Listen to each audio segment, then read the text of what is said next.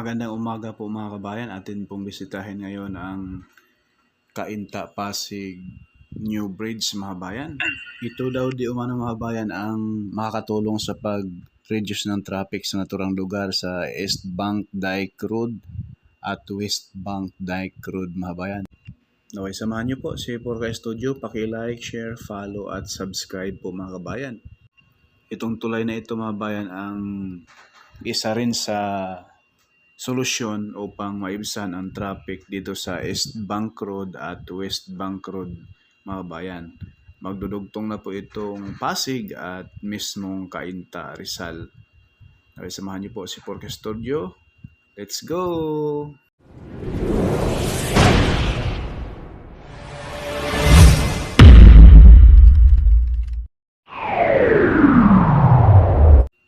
So masisilahin po natin rito sa portion ng Cainta mga kabayan na talaga namang napaka-populated na area. Talagang dikit-dikit yung bahay mula rito hanggang doon sa pinakadulo nitong Manggahan Floodway mga bayan. Ang dulo nito yun na po yung sa Marikina River yung dulo na nagsanga at mayroong bridge dyan. No? Dalawang bridge ang halos magkadikit sa pinakadulo mga bayan at ang kabilang side yun na po yung Eastwood. So ito na po yung i-update natin na parang ito ay medyo nahinto ng ilang buwan no. At ngayon ay full blast na rin po ulit ang paggawa nitong tulay na ito dahil di umano ito ay malaking maitulong sa trapiko nitong East at West Bank Road mga kabayan. So, yung mga kababayan natin na taga doon sa kabila, sa may area ng Pasig, ay hindi na pupunta sa kabilang bridge na kung saan dito na rin po tatawid. At masisilahin nyo naman mga kabayan, yung kabilang side, grabe yung bahay. Napaka-urban area Tingnan nyo naman mga bayan Yan magkabilaan yan mga bayan. So yung pabahay, yung mga bahay na nagsulputan diyan sa gilid ng Manggahan Floodway ay unti-unti na pong binaklas doon sa unahan sa bandang kanan. Yan Kita niyo yun mga bayan, ituro ko po sa inyo. Yung mga bahay na yan mga bayan, nasakop sa pula na circle natin, babaklasin yan lahat. Unti-unti na doon sa bandang Pasig. Inaayos na po nila doon mga bayan.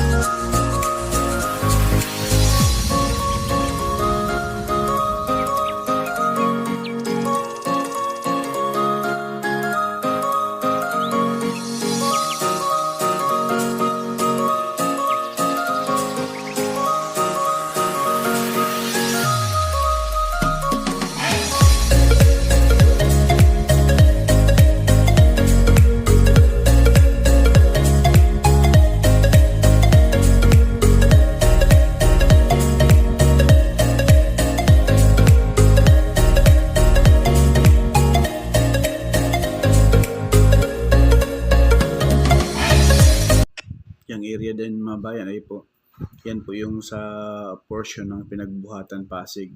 So, yan mga bayan, dapat talagang full blast na po itong pagpalalim nitong Manggahan Floodway. So, ayan, kaharap sa ating camera ay papunta na yan doon sa Laguna de Bay. So, ayan po yung mga bahay mga bayan na nasa baba na ng Manggahan Floodway. Nagsitayuan ng mga balong-balong dyan, oh. Kita niyo naman. So, yung mayan, babaklasin yan. Dahil po sa, para iwas na rin, para luminis naman itong Manggahan Floodway mga kabayan. Masisilayan natin itong area. Ay, yan na po yung Kainta, no? Ayan, napakalawak din pala ng Kainta. So, posible na itong bridge na ito, pag matapos na, ay sana bigay din po ng tulong maibsan yung trapiko sa naturang lugar dahil napaka-crowded na area itong mga bahay, napakaraming bahay. Dikit-dikit, oh. Kita niyo naman, yung kaharap naman sa ating camera ay approaching na po doon sa Marikina River mga bayan. So, napakalaking tulong itong Manggahan Floodway para bumilis yung daloy ng tubig mula Antipolo, Rizal, pababa rito sa Marikina River mga bayan. So, ito yung ground shot natin. Yan na po yung portion ng Manggahan Floodway na binabaklas na po yung mga burak, mga putik dyan, mga buhangin.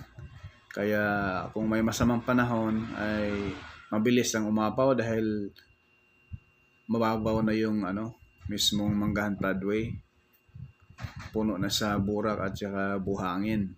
So tama lang tong ginawa nila na full blast na rin po ang pagtanggal dyan sa mga putik mga kabayan. So back to the topic, ito na po yung bridge na ito. Sana ay matapos di umano ito sa 2027. Kaya mga kabayan. So yung mga poste dyan sa baba, na bawat yung kabilang side mayroong 18 na rebars dyan na nakabaon. Pati din po rito sa kabila. So yung paikot dyan ng mga parang tulay na rin, magkabilaan, yan po ay temporary lang kasi dyan po dadaan yung mga heavy equipment na mag-i-install dyan sa mismong naturang tulay.